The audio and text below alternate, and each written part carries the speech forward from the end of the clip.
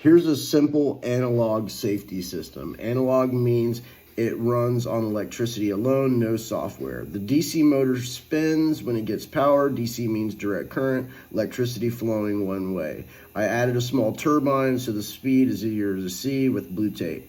The blue dial is a potentiometer. It can slow down the motor without turning it fully off. I can dim the lights. It usually takes so long I can't get it within 60 seconds. Boom. Let's get the motor going again.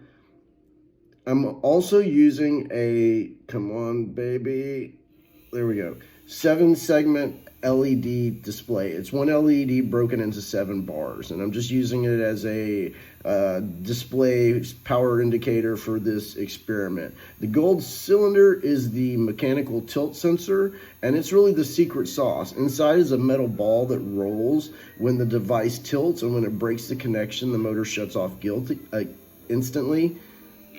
This is like the same technology used in real maritime equipment. No microcontroller, no code, just engineering.